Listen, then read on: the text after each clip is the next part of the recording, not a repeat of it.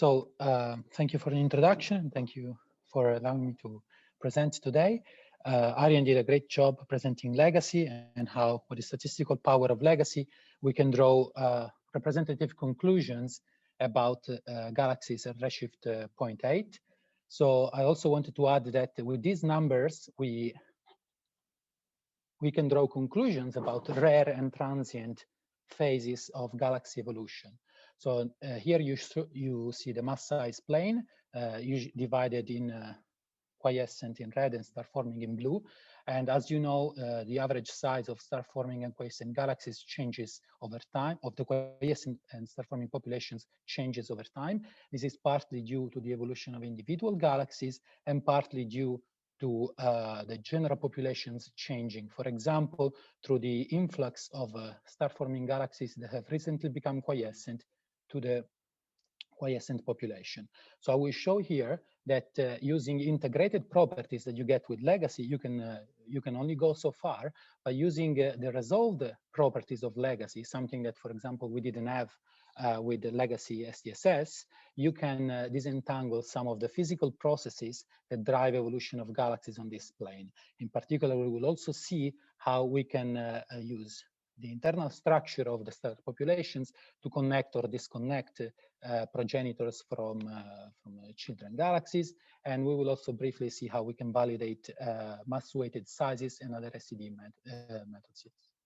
So this is the result of LEGA-C data shown by Po-Fong Wu in 2018. This is the mass size plane of 400 quiescent galaxies from the previous data release of LEGA-C DR2 on the mass size plane. The gray line is the average relation of galaxies at this redshift. So I'm really showing here that LEGA-C gives you a complete view of galaxies with no significant bias, at least on in this mass range. And the galaxies are or rather the bins are color-coded by their average DN 4000. And you can clearly see that the youngest quiescent galaxies have on average the largest size at fixed stellar mass. So this means that the most recent additions to the quiescent sequence sit systematically above, which may drive the evolution, which likely drives the evolution of this relation. The question then becomes to what extent, and that is still an open question. But in addition to the main population here, what we see is also that post-starburst galaxies, which are these stars, these yellow stars here, are on average smaller than the typical quiescent galaxy of the same stellar mass, and much smaller than the star-forming galaxies of the same stellar mass.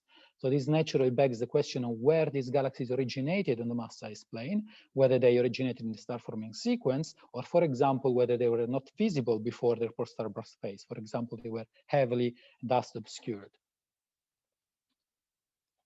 So we will see that this is the complete picture we get with the integrated properties. And now we move to special resolved properties. So this is a quiescent galaxy from LEGA-C. You are seeing on the left the HST image, and part of the image is convolved with the PSF to show you the ground-based seeing.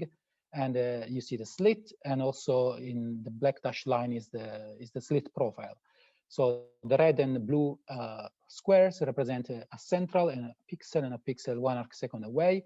You see the top and bottom spectra. These are the relevant spectra in those spaxels.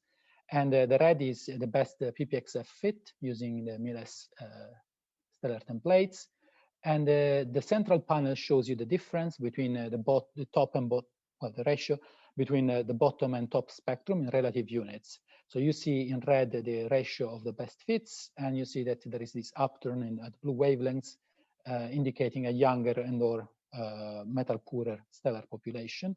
And we also see features at the percent level, which indicate differences in metallicity content of these galaxies. So when we put together, for example, these measurements and we stack them between star-forming quiescent galaxies, we do that first with Lick indices. So this is this is showing you the quiescent galaxies in red and star-forming in blue. I'm stacking a few hundred galaxies here. And the top is the H delta A index relative to the center. So the center is 0, that's why it's not plotted. If you can see my cursor here.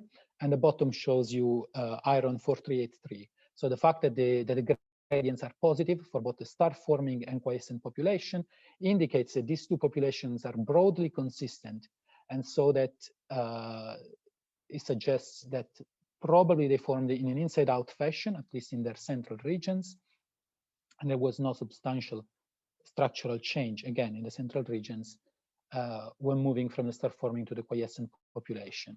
Here I'm showing you some preliminary results from a full spectral fitting. So this is a stack of 70 star-forming galaxies, and I'm showing you the profile along the slit of age to the left and metallicity on the right. You see that the profiles are quite symmetric, as you should expect from these galaxies. And the gray areas show you the PSF, and in particular from dark to light colors, you see the 16, 15, and 84 percentile of PSF. So we do really have spatial information in the spectra. And of course, you can see that the center is both older and more metal rich than the outskirts. So perfectly consistent with what you expect from inside-out formation. Now, there are still some rough edges to be smoothed. So for example, the golden plots here show you the results when using a dust extinction model to treat for dust, whereas the green shows you the effect, the measurements you obtain while replacing the dust with the polynomials that also can take into account residual errors in the flux calibration. So we're not sure about the absolute value of the measurements, but the fact that we see negative gradients in both age and metallicity is robust and seems to be well established. So overall, the picture is that galaxies seem to join the quiescent population without significantly altering their structure. This happens. This is what Wu et al. Called the slow path to quiescence, because it's slow because LEGA-C enables us to look and see the absence of the signatures of fast quenching, that is post-starburst signature absorption signatures. And the caveat, of course, is that everything I said so far applies to the central regions of these galaxies, so roughly within 1 array. So we don't know what happens outside. We just not that deep. But yeah, what happens then to the post-starburst population is different. So we will see here. We selected 17 galaxies with post-starburst signatures. Of course, there are many more in LEGA-C, but we selected the ones that are largest because this enables us to look for specially resolved properties. So the galaxies are shown on the mass size plane here on the right, and the red line is the mass size relation for quiescent galaxies. So these post-starburst galaxies are not representative of the post-starburst population. They are the largest members, but they are consistent with the size of quiescent galaxies. So we don't expect a bias in that sense. And we also construct a control sample matched with the same mass range. And these are, these are the results. You can see that the post-starburst galaxies have opposite gradients compared to the control sample. The control sample is statistically consistent with the bulk of the quiescent population, of the rest of the quiescent population, and therefore also with the, at least qualitatively in terms of the sign of the gradient, with the star-forming population. On the other hand, post-starburst galaxies have negative H delta A and positive iron index, which means these galaxies likely have less evolved centers, so younger or less metal rich. On the right here, you see another couple of indices. So this dichotomy of different gradients is there basically for all the indices where we have enough data. So H delta gamma at the top, and for the N4000, we see negative gradient for the control sample and a flat gradient for the post-starburst galaxies. So when we try to attempt these differences in terms of stellar population age and metallicity, we constructed a toy model mixing two SSSPs. One represents the center, which is color-coded here in blue, and one represents the outskirts. These two populations are allowed to mix radially and then are convolved, well, are scaled to the average profile of our post-Hilbert galaxies stack, and then they are convolved with the PSF, and we attempt to optimize for the observed leak indices. So for the observed leak indices H delta and iron 4383. So the histograms you see here are for the control sample. So the central population in blue is older and tends to be more metal rich than the population in the outskirts.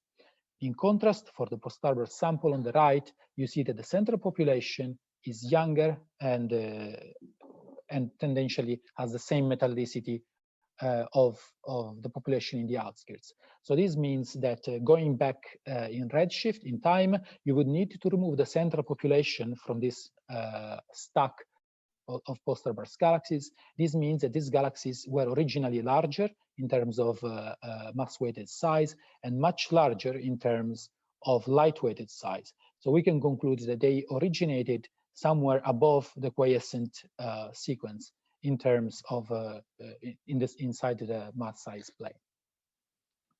So in conclusion, using these resolved measurements of LEGA-C, we have shown that most galaxies at redshift 0.8 are consistent with inside-out growth, at least for inside 1RE.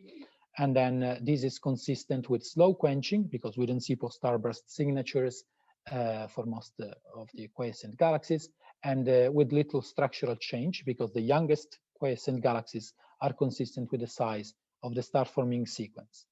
Then I haven't shown this, but we also have mass-light gradients that are consistent with what we find from SED fits.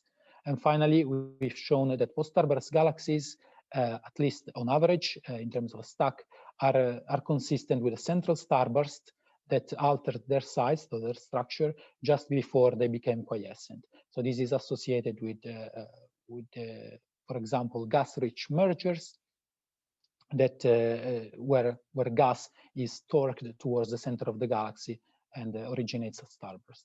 So I'll finish here. Thank you.